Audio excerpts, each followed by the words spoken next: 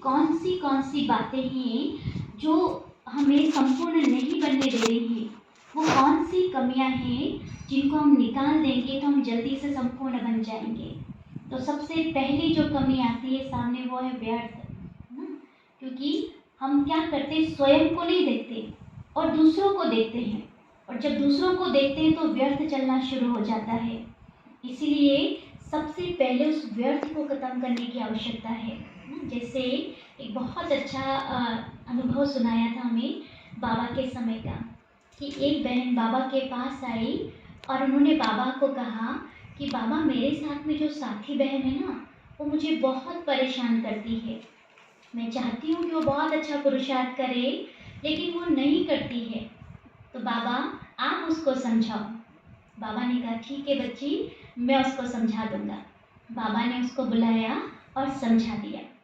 लेकिन 15 दिन के बाद वो बहन फिर से बाबा के पास आई और उन्होंने कहा, बाबा आपने उनको समझाया नहीं, वो तो अभी भी वैसी की वैसी है।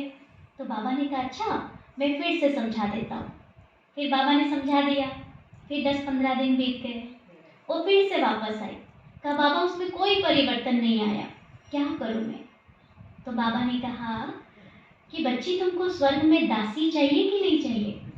तो उसने कहा, बाबा दासी तो चाहिए क्योंकि मुझे राजा बनना है। बोले, बस तुम्हारी दासी तैयार हो रही है, तुम क्यों उसको देख कर के व्यर्थ संकल्प चला रही हो। तुम चाहती हो, शुभ भावना है कि वो राजा बने, लेकिन वो नहीं बनना चाहती, उसको तुम्हारी दासी ही बनना है। इसीलिए तुम व्यर्थ नहीं चलाओ, उसको जितना पुरुषार्थ करना है वो उतना ही करेगी। तो तुम ये बात सोचकर खुश रहो कि मुझे तो एक दासी मिल गई, है ना, मतलब मेरी तो एक दासी फिक्स हो गई। तो इस बात को सोच के खुश रहो, ना कि उसके पुरुषार्थ को देख करके दुखी रहो। ऐसे हम भी कई बार बहुत सारी बहनों को या आपस में संगठन में रहते हैं ना, तो हम भी एक दूसरे को देख करके सोचते हैं, ये क्यों ऐसा करती है। लेकिन ये सोचना भी व्यर्थ है। ये सोच करके और हम अपना भाग्य खत्म कर रहे हैं, अपना पुरुषार्थ कम कर रहे हैं। तो अब इस चीज़ से भी हमको परे जाना है ना, क्योंकि हमको नंबर 1 बनना है। चाहे नंबर 1 टीचर को हो, नंबर 1 स्टूडेंट को हो, या नंबर 1 सेवाधारी को हो, अगर नंबर 1 में जाना है तो इन सब बातों से हमको परे रहना है।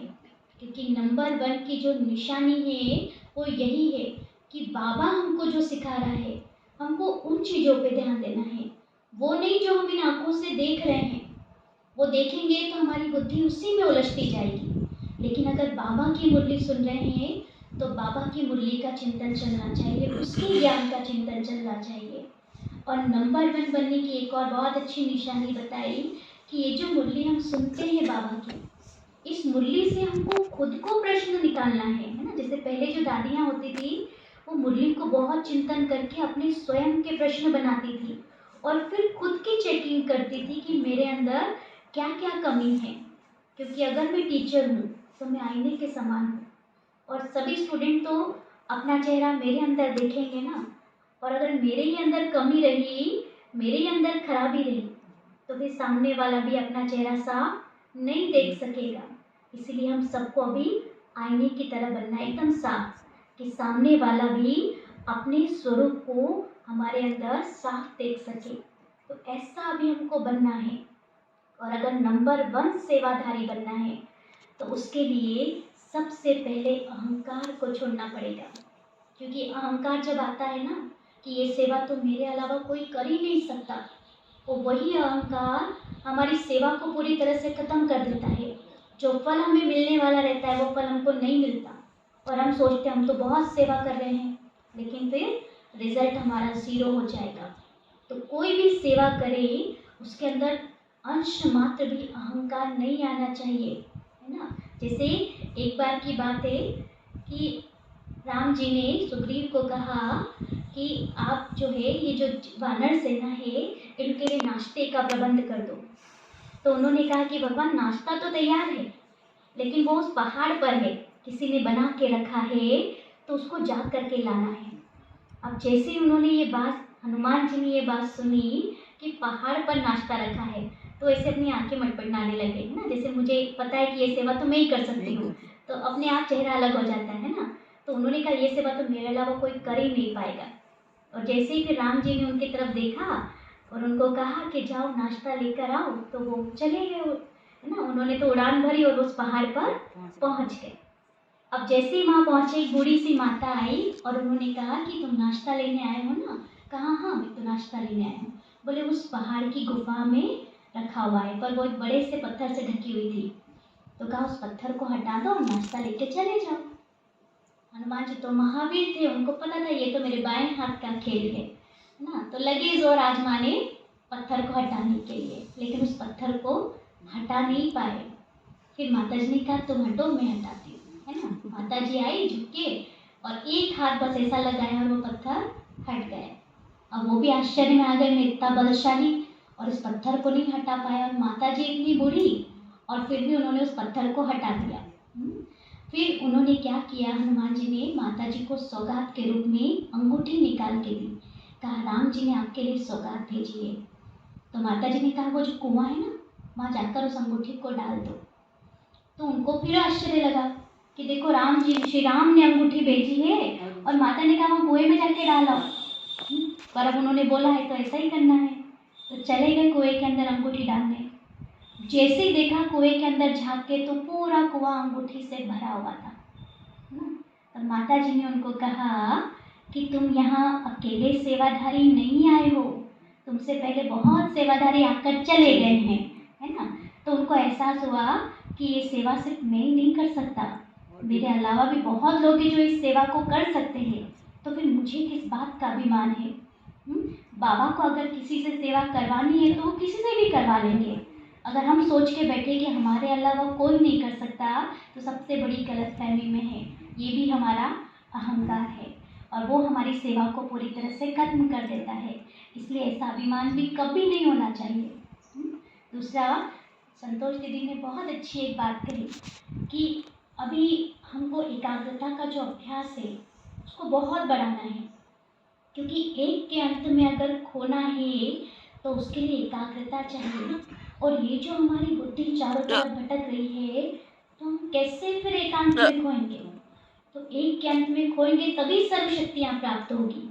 तो वो शक्ति प्राप्त करने के लिए एकाग्र बुद्धि होना बहुत आवश्यक है ना। और ये जो बाबा बार बार पांडवों का उदाहरण देते हैं कि पांडव भी पहाड़ पर गल मरे, तो हमने कभी सोचा ही नहीं कि इसके पीछे का राज क्या होगा, है ना। तो ऐसा कहते हैं कि जब पांडव पहाड़ पर जा रहे थे, उन्होंने भगवान से कहा कि हम स्वर्ग जाना चाहते हैं। तो उस पहाड़ के रास्ते से उनको जाना था। तो भगवान ने उनको कहा कि आप स्वर्ग के रास्ते में जब जाएंगे तो आपको पीछे से कोई आवाज़ आए या कुछ भी आपको हलचल लगे, आपको पलट करके नहीं देखना है। अगर पलट करके देखा तो गल जाओगे।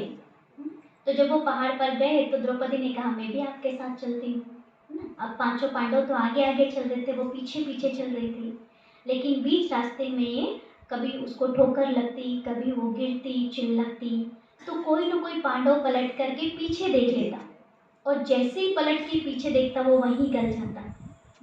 लेकिन सिर्फ जो युधिष्ठिर हैं, धर्मराज जिनको हम कहते हैं, केवल वही एकाग्र होकर के चल रहे थे, इसीलिए वो स्वर्ग तक पहुंच गए और बाकी सब वहीं पर गल गए।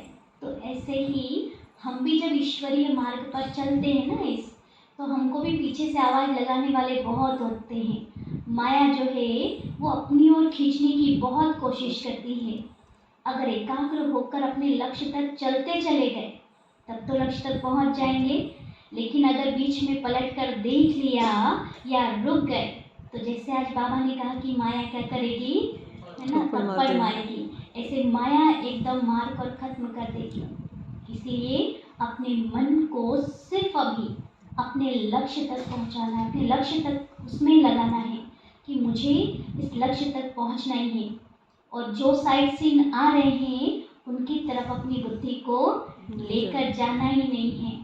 तो ऐसा पुरुषार्थ अभी मुझे करना है जो मेरा मन एकाग्र रहे और सिर्फ एक के अंत में खोया रहे, ऐसी स्थिति मुझे अभी बनानी है ना। ऐसे और कई उदाहरण हैं, कई सारी बातें हैं जो हमारे पुरुषार्थ को कमज़ोर करती हैं। तो अभी अपने को खुद का टीचर बन करके और खुद की चेकिंग करना है क्या कमी है, मर्यादा की ऐसी कौन सी लकीर है जो हम पार करते हैं, जिसके कारण माया बार बार हमको अपनी तरफ खींच के ले जाती है। क्योंकि अभी बाबा कहते बच्चे अशरीरी बनो, और अशरीरी हम बनते नहीं हैं, हमारा ध्यान पूरा इस शरीर की तरफ जाता है। तो फिर हम लाइट हाउस भी नहीं बन पाते हैं, है ना। जैसे अगर दो ट्रक आ रहे हो ना रास्ते ना, रात के समय में जो ट्रक आता है तो उसके जो दो लाइट होते हैं ना वो क्लियर दिखते हैं, लेकिन उसकी जो बॉडी होती है वो कभी भी दिखाई नहीं देती। अगर सामने वाले को बॉडी नहीं दिखाई देगी, वो सोचेगा दो ट्रक नहीं आ रहे, दो स्कूटर आ रहे हैं, हम बीच से निकल जाएंगे, तो एक्सीडेंट हो सकता है ना। ऐसे ही बाबा भी हमको कहते बच्चे तुमको लाइट हाउस अगर बनना है, आत्मिक स्थिति रखनी पड़ेगी। और ये जो माया आती है या किसी की भी दृष्टि वृत्ति जाती है, वो हमारे शरीर की तरफ जा रही है। क्यों जा रही है? क्योंकि हम अपने आप को शरीर समझ रहे हैं। अगर अपने को आत्मिक स्वरूप में स्थित कर लिया, लाइट हाउस बन गए, तो सिर्फ आपकी लाइट दूसरों को दिखाई देगी, आपका शरीर नहीं दिखाई देगा। और हम अपनी मर्यादा की लकीर को स्वयं भी पार नहीं करेंगे, और दूसरी माया भी कभी उसको पार करके हमारे तक नहीं पहुंच पाएगी। तो मर्यादा कई तरह की है ना, वाणी की मर्यादा भी है, मनसा की मर्यादा भी है, कर्म की मर्यादा भी है। और हर तरह की मर्यादा का अगर हम पालन करते रहे तो जल्दी जल्दी हमारी अशरीरी स्थिति भी बन जाएगी और कर्मातीत स्थिति भी बन जाएगी, और फिर हम संपूर्णता की तरफ भी जल्दी कदम बढ़ाएंगे। तो बस हमें अभी ऐसा ही लक्ष्य रख करके और आगे बढ़ना है। अच्छा।